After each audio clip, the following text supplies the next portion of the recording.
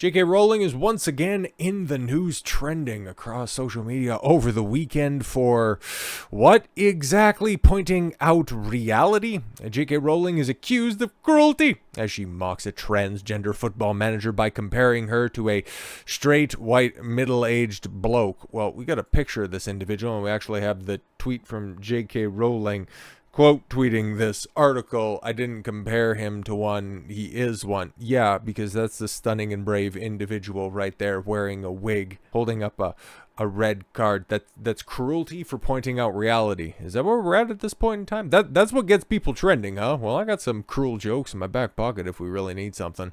Author JK Rowling has been accused of cruelty for mocking the world's first openly transgender football manager. Oh my gosh, comparing her to a straight white middle-aged bloke. 51-year-old stunning and brave football manager. Is that what we're going with? Like, come on, man. The Harry Potter novelist replied in the post on X, formerly Twitter. We know. So funny, you don't want to dead name the manager, but then again, you're also dead naming Twitter. From LGBTQ plus charity pride championing Lucy Clark, the transgender referee, is the first trans manager in the top 5 division. How many caveats and how many qualifiers do we need on this crap? Okay, you have some mentally ill individual wearing a wig on the sidelines, wanting to get some praise for absolutely nothing to be accomplished, and here we go. JK Rowling does what she does instead of, I don't know, writing anything even a quarter as successful as the Harry Potter books. She just takes to social media, points out reality, and then spurgs call for her life. In the post, JK Rowling said, "When I was young, all the football managers were straight white middle-aged blokes. So it's fantastic to see how much things have changed." That's kind of funny. That's actually, for all the things that JK Rowling has trended for recently, that's probably the most witty. Points for that.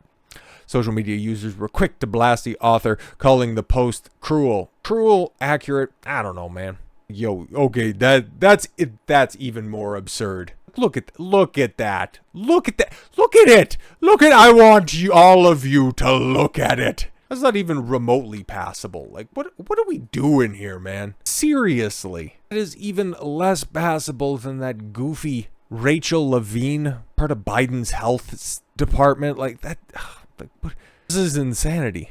Absolute insanity. Bride posted a photo of the referee with a famous pink whistle and a red card. Oh my god. As if soccer, football, didn't have a soft enough perception worldwide. I guess gotta go ahead and step things up now. We're heading into the gayest month of the year after all. Her dark brown hair falling waves around her shoulder. It's a wig, you idiot.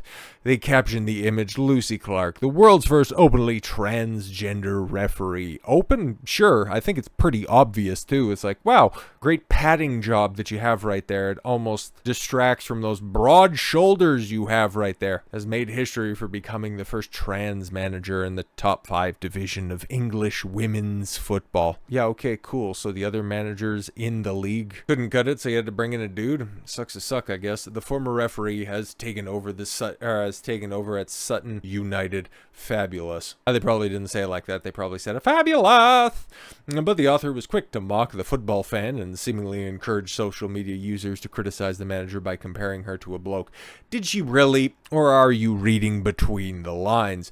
Despite her cruel quip, fans of Clark were quick to defend her. Yes, both of them, or the terminally online crew that have post notifications for JK Rowling on, so every time that she decides to say anything, they're right there in order to try to make Rowling's life as hard as possible.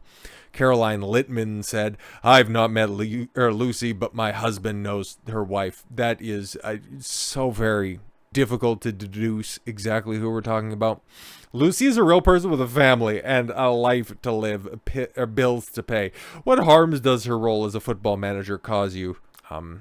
Didn't say any of that stuff. Didn't say anything was being hurt on her behalf. Just simply pointing out that, yeah, you know, he was playing football growing up.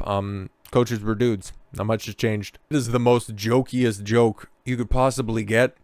And the fact that she's trending over this makes me laugh. It's very funny. Oh my god. That right there. Okay, that's probably the only thing funnier than Rowling pointing out that managers are still just a bunch of white dudes.